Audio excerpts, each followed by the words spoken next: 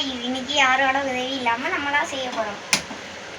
அதை அடுப்பை பற்ற வச்சுட்டு போதுமாப்பா போதுமா போதுமா போதுமா இன்னும் நெக்ஸ்ட் அடுப்பை வச்சுருவோம். நெக்ஸ்ட் எண்ணெய் எடுக்கலாம். எண்ணெய் ஊற்றிடுவா. எண்ணெய் எடுத்து கடாய் சட்டியில் ஊற்றிக்கலாம்.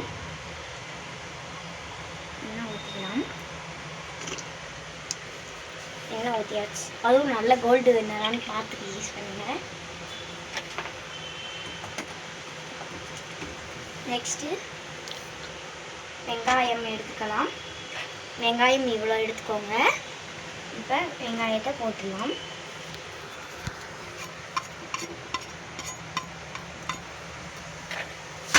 வெங்காயத்தை போட்டு வதக்கி விட்டுக்கலாம்.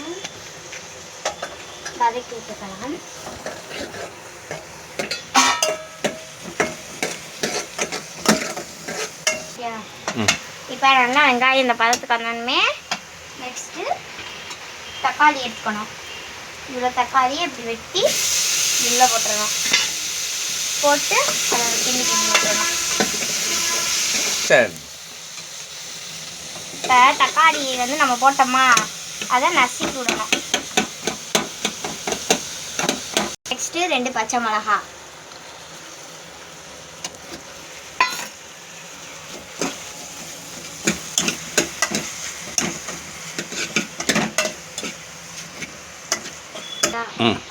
நெக்ஸ்ட்டு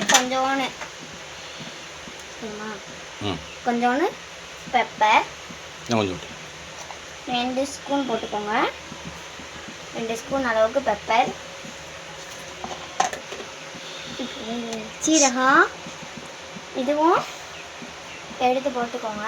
2 ஸ்பூன் போடுவோம். 2 ஸ்பூன் போட்டு அதுக்கு கொஞ்சம் மிளகாய் பொடி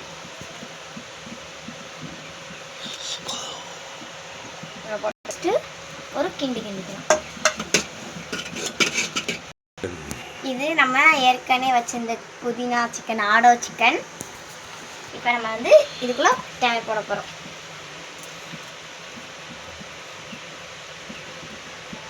நீங்கள் எந்த மசாலா தடவி வேணாலும் போட்டுக்கலாம். நாங்கள் புதினா போட்டிருக்கோம். புதினா ஒரு கொஞ்சம் டேஸ்ட்டு இதாகும். நாங்கள் ஏற்கனவே உப்பு போட்டோம், அதனால் நீங்கள் போட்டுக்கோங்க. நம்ம நல்லா பிடிச்சி இப்படி கிரேவி மாதிரி கிண்டிக்கலாம்.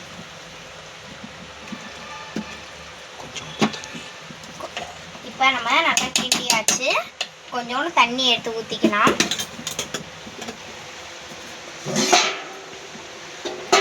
இவ்வளோ தண்ணி மெஷர்மெண்ட் போதும். கொஞ்சோண்டு ஊற்றிக்கலாம். ஓகே. நெக்ஸ்ட்டு எனக்கு வந்து பிடிச்சி கிண்டணும். அதனால் பிடிச்சி கிண்டிக்கலாம்.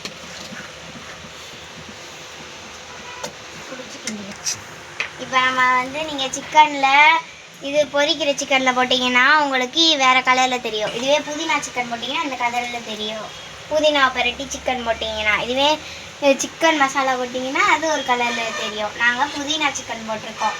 இப்போ எங்கள் அப்பாட்ட டேஸ்ட் கொடுப்போம். நல்லா இருக்காது பார்ப்போம்.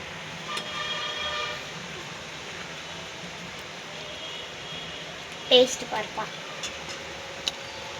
சூப்பராக இருக்கு பாப்பா. இப்போ நம்ம மூடி வச்சுக்கோ நல்லா. இப்போ நம்ம அது வேகிறக்குள்ளேயே நம்ம பொட்டேட்டோ ஃப்ரை பண்ணிடலாம். வாங்க. முதல்ல நீங்கள் உருளைக்கிழங்க சீச்சுக்கோங்க. நான் வேகமாக சீச்சு வச்சு மூடி எடுத்துக்குவோம்.